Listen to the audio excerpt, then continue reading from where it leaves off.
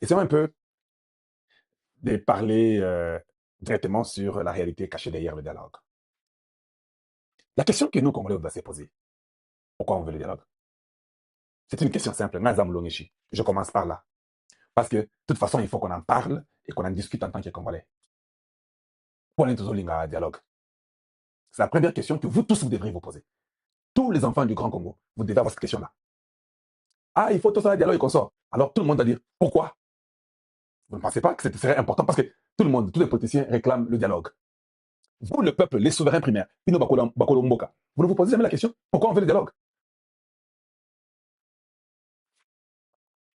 Je crois que c'est intéressant, non? Pourquoi les dialogues? C'est une question que vous devez commencer à poser à tous vos tous des faux politiciens inutiles que vous avez chez vous au Congo démocratique. Demandez à vos leaders, des soi-disant leaders, des inutiles de la République, les gens qui ont détruit la nation. Une classe médiocre des politiciens de la très mauvaise qualité que nous avons au Congo démocratique.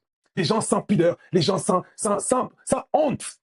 Une classe politicienne stupide qui n'a jamais aidé le Congo à progresser. Et vous m'appelez, vous me dites que non, que ce n'est pas politicien, des inutiles que vous êtes. Je le répète, des politiciens inutiles que nous avons eu au Congo. Ça fait honte. Les petits-enfants qui naissent aujourd'hui, les jeunes gens que nous avons en Belgique, en Angleterre, en France, en Allemagne, au Portugal, en Italie, en Espagne, se posent des questions et ils vous voient comme étant des hommes inutiles. Vous voyagez chaque jour en Europe, en Amérique, partout, dans vos cerveaux là, Bichakata. Et demandez à vos soi-disant leaders, pourquoi le dialogue? Dites-nous pourquoi. Certainement, je connais ce qu'ils vont vous dire. Ils vont vous dire que non, il y a des causes profondes.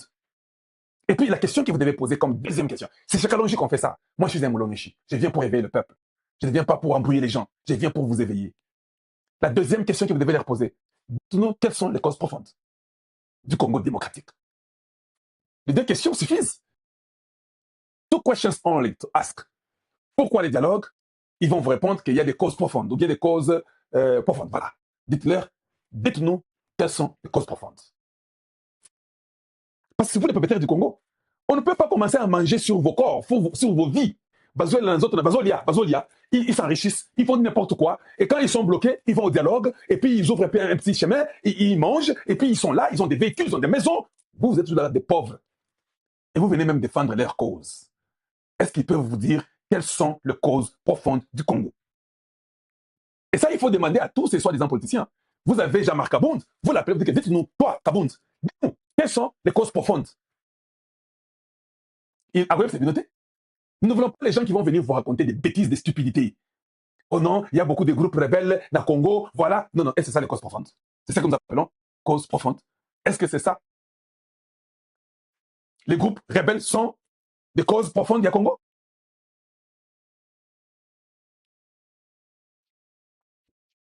C'est clair, non? Facilement, Kabound, allez-y chez Fayoulou, demandez-lui pourquoi on veut le dialogue et qu'ils vous disent le pourquoi. Et puis dites-lui, mais écoute, monsieur, quelles sont les causes profondes pour qu'on fasse le dialogue? Ils ne vont pas vous répondre. Ce sont tous des médiocres. Ils se cachent derrière les termes parce qu'ils veulent les positionnements, ils veulent des postes. Moi, je n'ai pas élu Tshisekedi pour qu'il soit celui qui va amener le dialogue au Congo, Naboui. J'ai élu Tshisekedi pour qu'il soit le président de la rupture avec le dialogue. On n'est pas quand même bêtes, on est quand même des humains. Si nous savons que les solutions ne sont pas toujours, et ne sont jamais d'ailleurs, c'est ça, je dois changer les termes, les problèmes du Congo n'ont jamais eu solution à partir des dialogues. Jamais aucun dialogue n'a amené la solution du problème congolais. Nous devons nous mettre d'accord sur la procédure. Devrions-nous faire un dialogue qui n'a jamais résolu le problème du Congo? Ça fait 100 années. Il faut appeler le quota pour croire à quelque chose qui n'a jamais donné la solution, qui est maintenant comme Tshisekedi président. Quand il y aura les dialogues, maintenant avec Tshisekedi, il y aura la solution au Congo. C'est faux. Mais par contre, je crois que Tshisekedi peut nous amener la solution, ça passe par le dialogue. Parce que tous, vous êtes sûrs et d'accord avec moi que Tomeki non surtout, il y a dialogue non surtout et Salema. Tokoma, tu n'as 4 vice-présidents avec quel est ce pays? Solution est comment rater? Dites-nous alors. Peut-être que vous voulez qu'on ait 10 vice-présidents? Peut-être pour que les causes du Congo soient résolues, alors que chaque Congolais devienne les vice-présidents, qu'on ait 140 millions de vice-présidents avec un président à la tête. Peut-être parce que tout le monde sera vice-président, peut-être il y aura la solution. Ne passez pas.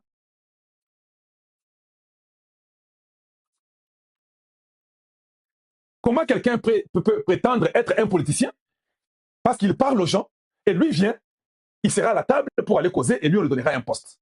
Toi, Congolais, de la bonne qualité, comme toi tu n'es pas venu pour parler des bêtises, des sottises, toi tu n'auras pas de poste. Yo vanda na yo, bango bazakawana, bakiyaka ba problème à l'okutez la raté, et puis créer des problèmes inutiles, et à la fin, ils veulent le dialogue. Moi j'ai une question à poser aux gens. Voilà pourquoi vous devez vraiment vous abonner chez Kalonji TV. Tshisekedi est président de la République.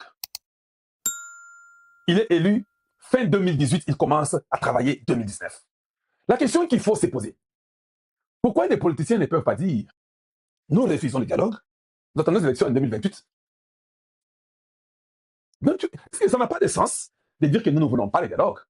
Tu as déjà fait ton premier mandat, on entend ton deuxième mandat. Et puis, OK, quelqu'un d'autre vient. Posez-vous la question, qu'est-ce qui est caché derrière le dialogue? Pourquoi ils veulent le dialogue aujourd'hui? Vous avez combattu Tshisekedi pendant 7 ans. Vous regardez, mais si je suis vous, je vais dire que non, écoutez, nous continuons à les combattre, nous continuons à faire la guerre, jusqu'à ce qu'il lui fera ses 10 années et puis il s'en va. Vous ne pensez pas? Ce sera la bonne stratégie à utiliser. Le peuple congolais ne veut pas de dialogue. Nous l'unique dialogue, c'est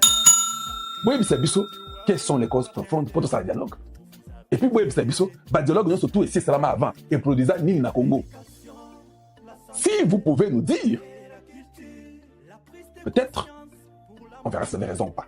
Alors, Congolais de la bonne qualité, vous devez demander à tous ces inutiles-là, les politiciens inutiles, je les appelle comme ça, des ignorants, des maboules, des gens moins intelligents, qui n'aiment pas le Congo, des égoïstes, des voleurs, des menteurs, des criminels, mentaux, qui sont. Ils veulent le dialogue pour avoir des postes, pour se positionner. Ils ne veulent pas le dialogue pour sauver le Congo, pour transformer le Congo. Ça sont des vérités que vous ne trouverez pas nulle part ailleurs. Voilà comment moi j'ai réfléchi avec vous. Donc, oui, chez nous, c'est le Congo, rien. Dites-nous, en dehors des Fayoulou, allez-y à toutes ces personnes très ignorantes, des personnes qui font honte de la République. Oh, je m'appelle Sessanga, je m'appelle Claudel Lubaya, je m'appelle Hippolyte Kanambe, un Rwandais de sang. Oh, je m'appelle Cécile Consort. Mais c'est pas possible.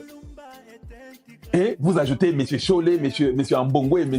Mouteba, des prêtres vraiment médiocres. Donc, vous voulez tuer un peuple, vous voulez sacrifier. Vous avez déjà sacrifié plus de 4 générations, vous là. Et vous pensez qu'on tombera encore dans les jeux là. Non, moi je n'existais pas en ce temps-là. Ou bien j'étais là, mais je n'étais pas actif. Pas quand je suis actif. Les Congolais devront connaître, ils devront tous connaître la vérité. Pour qu'ils soient franchis. Et tous. Vous devez leur dire pourquoi vous voulez le dialogue. Et quelles sont les causes profondes. Parce que vous direz qu'il y a des causes profondes. Les Congolais doivent vous demander, dites-nous les causes profondes du Congo et Zanini. Les Américains font signer l'accord entre le Congo et le Rwanda. Moi, ce qui est étonnant, je pensais qu'il y a un accord. Les Américains et les Congolais, les Rwandais allaient dire, arrêtez de tuer les Tutsis.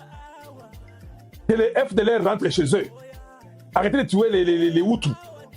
Vous êtes un pays qui n'aimait pas les Rwandais. Je pensais que c'était ça les causes profondes pour qu'il y ait un deal, pour qu'il y ait la paix.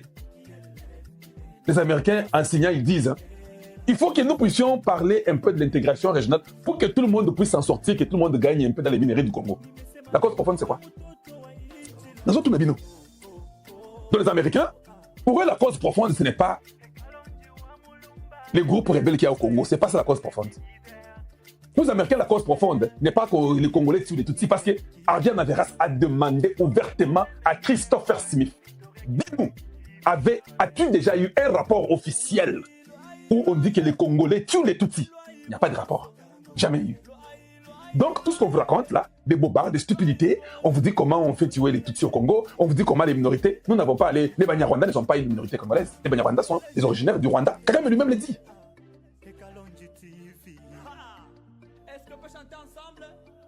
J'ai posé une question un jour. J'ai dit que nous avons les Bakuba. Jean-Claude Moubenga et Moukuba, son papa, sa maman, il est de chez nous au Kasaï. J'ai posé la question. Connaissez-vous un seul Moukuba qui est ministre? Je pose la question. Connaissez-vous un seul qui est ministre au Congo? Qui est général? Un seul. Ils sont à 1 500 000 chez eux. Eux ne viennent pas nous parler des causes profondes, que nous sommes minoritaires, nous sommes marginalisés. Nous n'avons jamais été au gouvernement congolais. Nous n'avons jamais eu un général Moukuba. Eux n'ont jamais à dire ça.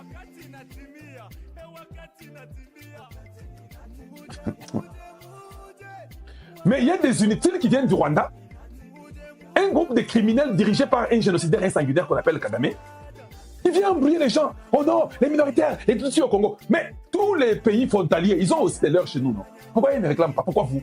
Un petit pays inutile, un pays périphérique, qui prétend tout connaître. Mais quand nous signons les papiers, leur président vient signer les papiers aux États-Unis, il ne signe pas de la persécution des Tutsis au Congo. Il signe l'intégration régionale qui aussi auront quand même les minéraux. C'était ça la cause profonde. Pourquoi avoir signé une telle histoire, ce qui n'est pas la cause profonde?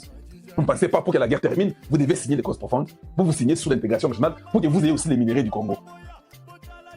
Et tous ces voyous inutiles, les journaleux, ont commencé à dire et Rwanda sera aussi dans les deals et on va commencer à aller développer les minéraux du Congo au Rwanda. Tout ça pour intimider les Congolais, pour leur dire que Tshisekedi a signé bloc à Lukota, à Tegisimboka. Les mêmes opposants, inutiles qu'ils sont, très médiocres, comme des démoniaques qui sont utilisés par les diables.